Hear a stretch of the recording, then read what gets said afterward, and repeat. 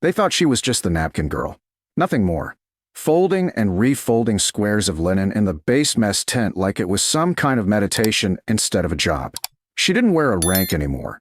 Just a plain brown apron over fatigues that didn't quite match, sleeves rolled up, hair pulled into a tight knot. Her name tag read M. Vale, the letters half faded from years of wash cycles. Most cadets never even bothered to read it. To them, she was background noise, the hum between drills, the invisible rhythm of routine. But every morning at 0600, while the others stumbled and half awake for powdered eggs and burnt coffee, she was already there, quiet, deliberate, folding each napkin into perfect, crisp triangles. The mess hall lights buzzed overhead, washing everything in that pale fluorescent gray that made even steam look tired.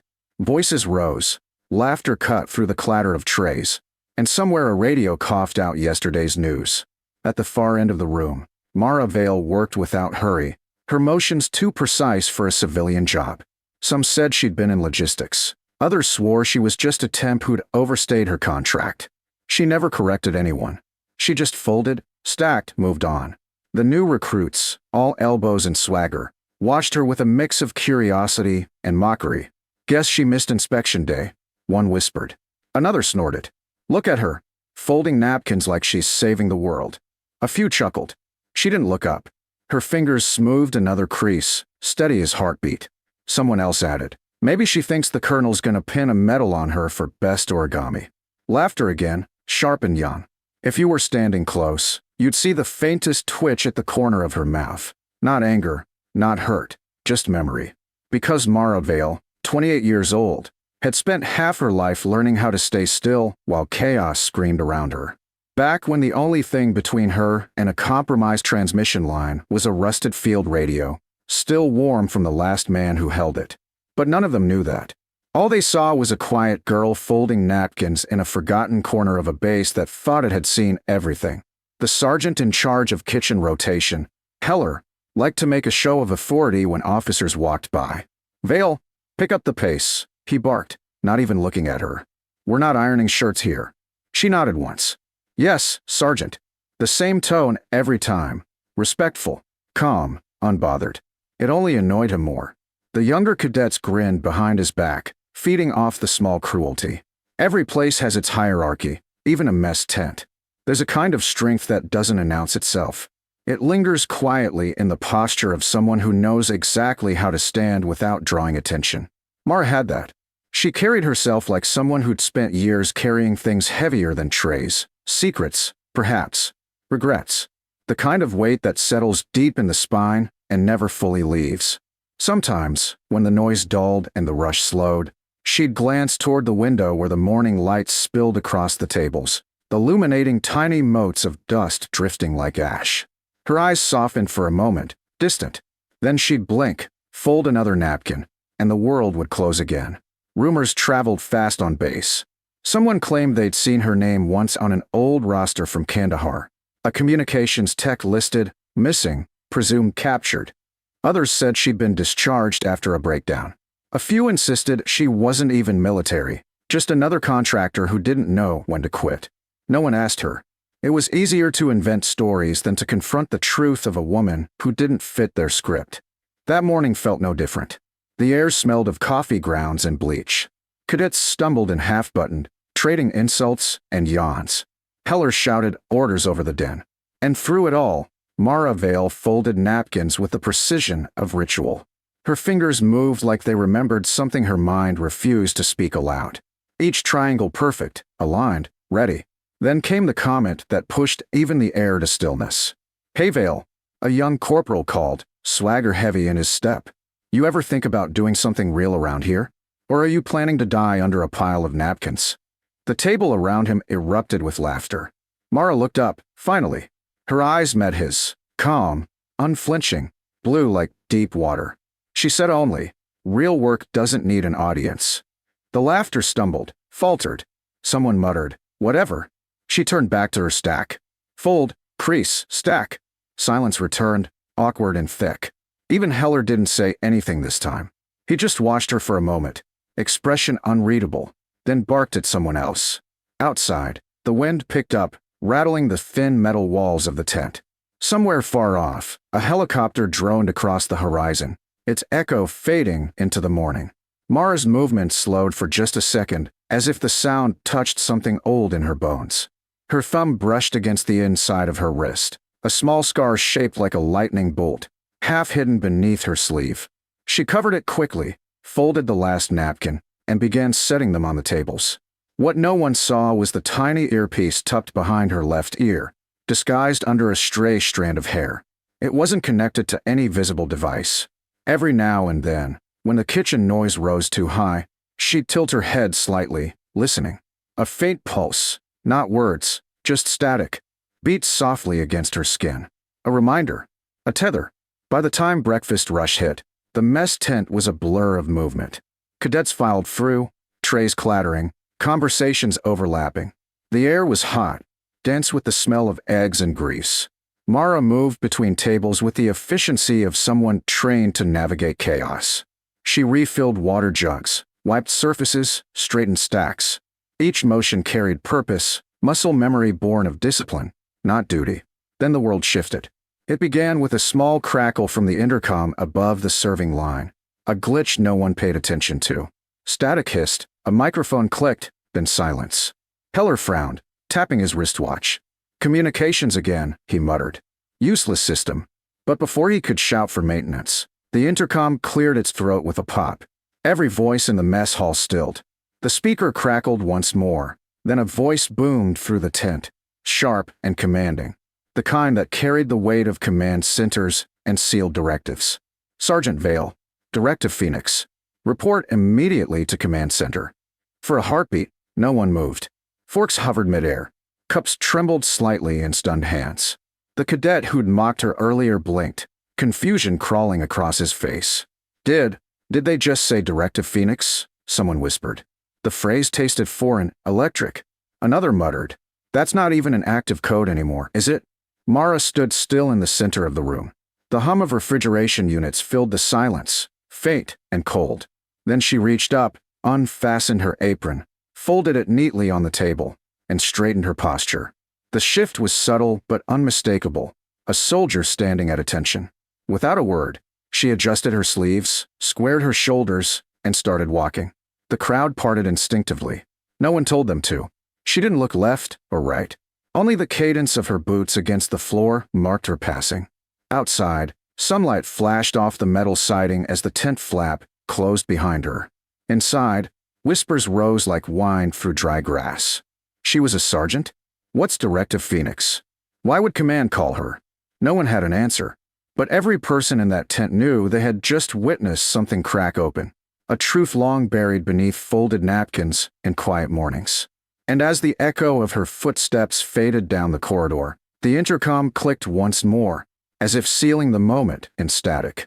In that silence, the cadet who'd laughed loudest stared at the door she'd walked through and whispered to no one in particular. Who is she?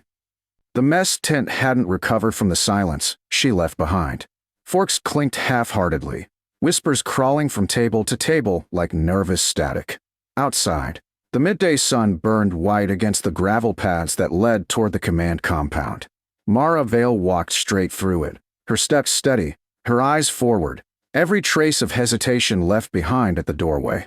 2 MPs stood at the perimeter checkpoint, casual until her ID hit their scanner. The screen flashed red, then shifted to black with a single word pulsing across it. Reactivated. One of them blinked. Ma'am, this says, she gave a small nod. I know. The guards snapped to attention as she passed, their salute hesitant but sharp. By the time she reached the heavy steel doors of command, the murmurs had already spread through half the base. Inside, the air was colder. Screens flickered in rows, officers bent over consoles, and at the far end of the operations room stood General Armitage, face carved in granite. He looked up as she entered, and for the first time in hours, the noise of the room thinned to a hush. Sergeant Vale, he said evenly. Welcome back. She didn't salute. Not yet. Directive Phoenix, she answered, her tone calm. You're sure? The general gave a grim nod. Satellite feed confirmed 15 minutes ago. The encryption key you designed, the one no one could replicate, just activated itself in the field. A flicker crossed her face. Not surprise, not fear, just recognition. Then someone found the beacon, she murmured. Or someone wants us to think they did. An aide approached, holding a sealed folder. Across its front, Phoenix / restricted, level black. She opened it without ceremony. Inside were satellite photos, topographic overlays, and one blurred image that froze her for a second. A small transmitter buried under debris, its serial number etched faintly in the corner. Her serial number. I thought it was destroyed, she said. Apparently not, the general replied. You built it. You're the only one who can decrypt it. The room waited. Young officers who had no idea who this quiet woman was now found themselves studying her like a ghost in uniform. Mara moved closer to the main screen. Patch me into the field frequency, she ordered. The comms officer hesitated until the general nodded. The static cleared. A faint, rhythmic tone pulsed through the speakers, slow, deliberate. Not random. A code. Her code. She began decoding by ear, fingers tapping the console edge, murmuring numbers under her breath. After a long minute, she spoke. It's a distress trigger from Phoenix Unit 7. They're alive. The general stared. That mission was scrubbed. Everyone was listed Kia. Not everyone, she said quietly. And in that single line, the entire command floor seemed to shift. Outside the glass walls, the same cadets who'd mocked her hours earlier stood gathered near the entrance, watching through the corridor window. The woman who had folded napkins that morning now stood under the harsh white lights of command, decrypting signals once thought lost to history. General Armitage broke the silence. Sergeant Vale, we'll need you to brief the recon team yourself. She straightened, finally saluting. Understood, sir. As she turned toward the door, her reflection caught briefly in the glass. Calm, focused, unshaken. For the first time, the base remembered how to stand at attention. And down in the mess tent, her untouched stack of folded napkins still sat perfectly aligned, waiting, like the quiet before an answer everyone had been too blind to ask. When she returned to the mess tent that evening, the world outside had changed shape. The sun hung low, bleeding amber light through the canvas walls, and the air hummed with the kind of silence that only follows revelation. The cadets who had mocked her earlier stood in loose clusters, pretending to clean up, eyes darting toward the doorway every few seconds. When Mara Vale finally stepped through, the room went still as if instinct recognized what rank had forgotten. She wasn't in uniform, not fully, just her standard fatigues, sleeves rolled, collar open. But something about her presence now carried gravity, the kind that pulled a person's spine straighter without a single command. The apron she'd left folded on the counter that morning was gone. In its place sat a sealed envelope marked with the base insignia. Someone must have delivered it while she was gone. She didn't open it yet. She just looked around the room, meeting the gaze of each young face that tried to pretend it wasn't ashamed. Ma'am, one of the cadets stammered finally. It was the same one who'd laughed about her folding napkins like she was saving the world. His voice cracked halfway through the word. We heard what happened. The mission. The broadcast. The general said you saved them. Mara set her gloves down on the table. Not saved, she said softly. Just finished what wasn't finished. Another voice, uncertain but braver, added. They said the encryption you built, it reactivated today because someone tried to mimic your sequence. You stopped the breach. She nodded once. Directive Phoenix was never just an operation. It was a contingency, a way to protect the ones who didn't come home. Her eyes drifted briefly toward the ceiling, as if seeing something far beyond the canvas. When they buried the mission, they buried the truth with it. Until today, no one spoke. Even Sergeant Heller, usually loud enough to fill a hangar, kept his silence. The only sound was the faint rustle of napkins shifting in their stack. Mara finally opened the envelope.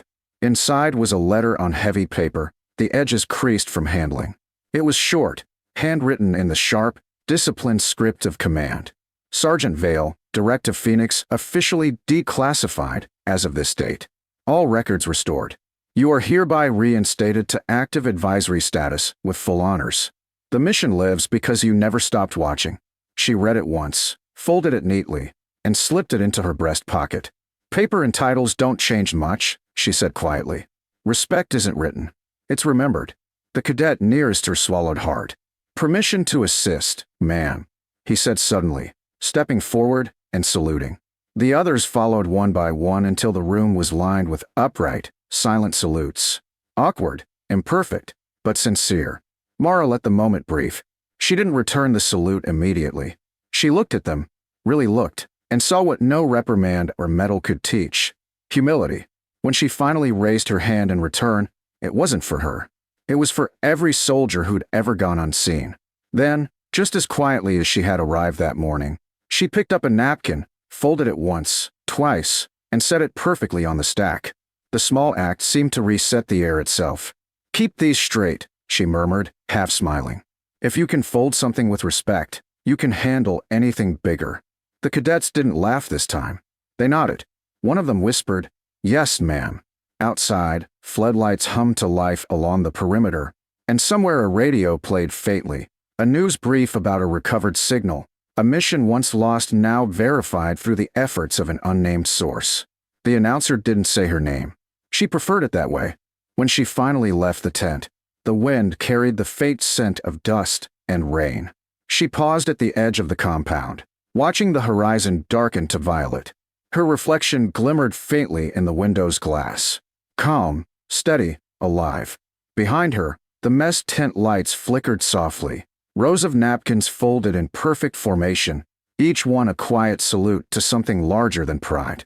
And as the night deepened, the base settled into a silence that wasn't ordinary anymore. It was reverence. Because now, everyone there knew, the woman who once folded napkins in the corner wasn't hiding from her past. She was guarding it, patiently, faithfully, until the world remembered what duty really looked like.